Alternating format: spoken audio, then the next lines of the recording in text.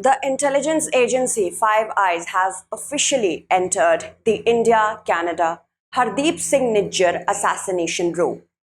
Canada and India are experiencing the lowest of their relationship. This is all because of Canada's refusal to condemn and curb the Khalistani movement that is thriving in its own soil. What is this intelligence by the name of the Five Eyes? And what is the current situation? Other than this, why is Justin Trudeau so peaceful with Khalistani? Why doesn't he do anything against Khalistani? In fact, why is he supporting the Khalistani movement? We are going to delve into all of this. Do not worry about making notes because I provide the notes through my Telegram channel that is by the name of Pooja Dwivedi UPSC. If you have any queries regarding this examination, you can also talk to me on my Instagram and follow me on Threads. Now, as Canada is saying, after expelling the officials of India, we do not want to provoke our relationship. We do not want to provoke India and, strain our relationship with India anymore. It has recently issued an advisory calling on its citizens, the Canadian citizens, to not go to Jammu and Kashmir because arrest, murder, or any sort of unrest can harm them. What is this if it is not provoking? This has a background. The background is the assassination of Hardeep Singh Nijjar, who was the chief of the banned outfit Khalistani Tiger Force. Now, he was assassinated in British Columbia, Canada, on June 18 by unidentified assailants. But Canada says that they have very credible information that Indian agencies have been in the works. But what about Pakistani agencies? Khalistan is not only a headache of India.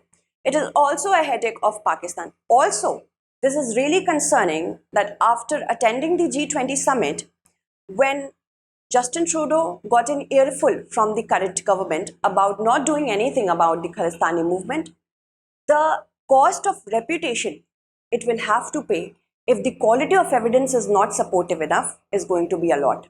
So we will talk about this. So now we have to think it from the perspective of political influence that Sikhs have in Canada.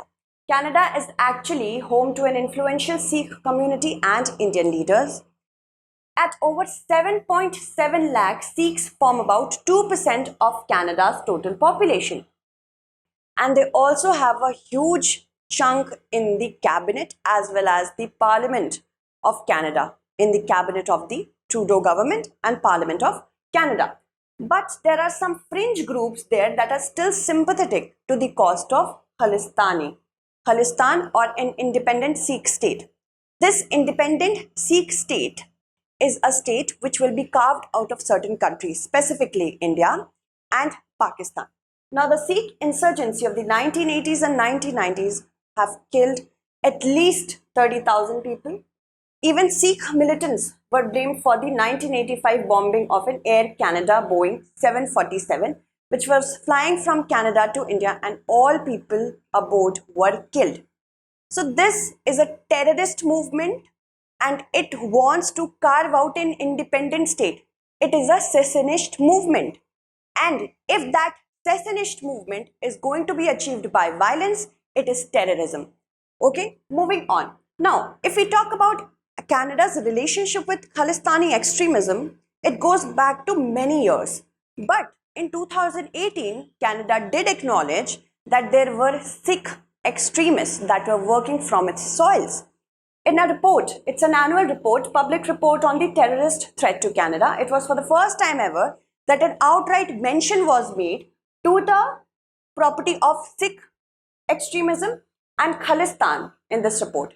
It was said that some Canadians continue to support these extremist groups, which also includes through financing, that means terror financing. But as soon as they did it, the Trudeau government faced a severe backlash from the Sikh community. The Sikh for Justice, which is another terrorist group and it has been banned by India, the chief Gurpatwant Singh Pannu he said that Justin Trudeau is trying to label all the Punjabis and Sikhs as terrorists, and he has been using them as a cash cow to win elections. Now, Of course, the political motivation was such that he had to publish another report. The government came up with another revised report in 2019. And here the mention of Sikh extremism and Khalistan was gone. Captain Amrinder Singh made a statement. In Punjab, of course, many Punjabis and Sikhs were affected by this. So, in Punjab, he said that this, taking away of the words Sikh extremism and Khalistan, it will cost a lot for Canada because it will further strain the ties that Canada had with India since that time only. And of course, this is now the same trajectory we are going on. Now, why is Justin Trudeau so sympathetic towards the Khalistani movement? I hope you can understand from it. In 2019, the MPs in Canada's parliament were 18. If we compare it to India, we had only 13 Sikh parliamentarians. In March 2022, of course, we have to know that Justin Trudeau doesn't have a majority to form the government. So, he joined hands with the New Democratic Party with his arch rival Jagmeet Singh. Now, you think that just like in India, it's a coalition party. And if Justin Trudeau has to remain in power till the year 2025 as the Prime Minister, he needs this party's support.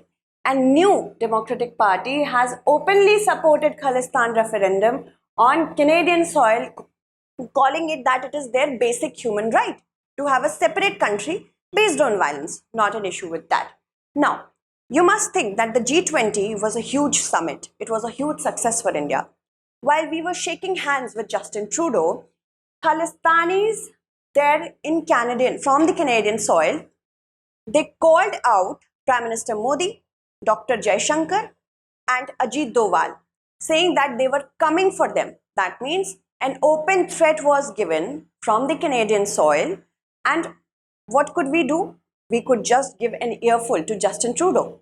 It is Justin Trudeau's political motivation through and through that he wants to remain in power and he will not do anything against Khalistani movement. Now, at what cost, it is coming at a cost. If you're going to start your relationship with a country that has had such a good reputation since many years, such as India, right now, we are at the zenith of our position. So we have to ensure other countries also look at India from the same perspective. But while he was here in G20 for the G20 Summit, domestic politics was against Justin Trudeau. He got an earful from the Modi government. He was also stranded in India for certain days because of the failure of his plane. So all this could, have a potential impact on India-Canada relationship. And that is what it did. Canada recently, as of now, hosts around 16 lakh people from Indian origin, total Canadian population plus 700,000 NRIs, that is approximately more than 3% of the entire Canadian population. India became the top source of foreign students who are staying in Canada. As of 2022, it is 2.3 lakh. India's total trade with Canada in 2021-2022 was 11.68 billion US dollars, although it is much below than the potential that we have with it. But India's import of pulses, 30% comes from Canada. Now, Canada can lose on this. India wouldn't. Canada will definitely lose on this. Canadian pension funds have cumulatively invested around $55 billion in India, and cumulative FDI is also a lot. And this continued despite the strained relationship that we had with Canada. Even because of the Khalistani movement, it did not get any impact.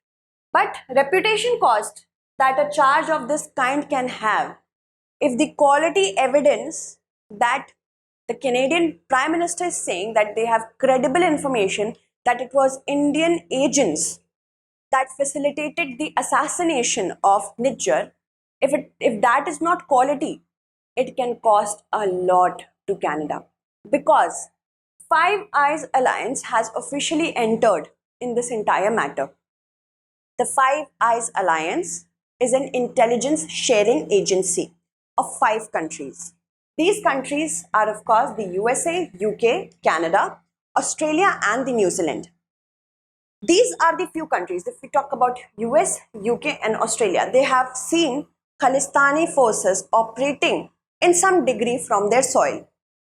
And these three countries have also acknowledged that the charges that have been made by Canada, the allegations that have been made by Canada, the spokespersons have said that it's deeply concerning.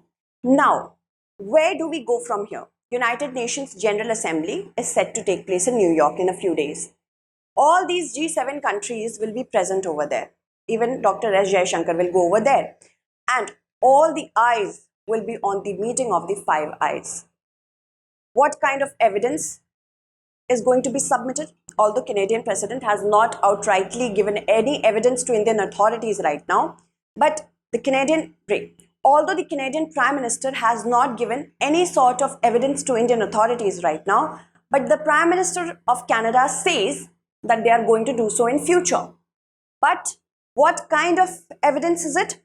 How subjectively will it be seen? Because these are the countries, USA, UK, Australia, that need India. Plus, the quality, if it is not satisfactory enough, can cost a lot to Canada. This particular grouping was formulated in the year 1946. Also, there are many issues with this alliance. How do they work? They work in a clandestine manner. UK is already going in a spy-off game with China. So how will this all accumulate? Are we moving towards another round of Cold War? That is yet to be seen. Also, I would like to suggest that if you have not as of yet taken admission in the P2I batches, please do so, because we are running short of time for UPSC 2024. And if you want to know more details, you can call on the contact number of StudyIQ. Make sure you use the code PDLive. This will be live classes starting from 22nd September at 6 p.m. on a daily basis. But the conservative leader, their peer, has said that Justin Trudeau needs to say more about the entire issue. More evidence and more transparency is needed. It is yet to be seen. Now, let me ask a prelims question for you. When was the Five Eyes Alliance formed? 64, 1963, 1954, 1946. You can answer in the comment segment and I will take your names in the times to come. Thank you so much.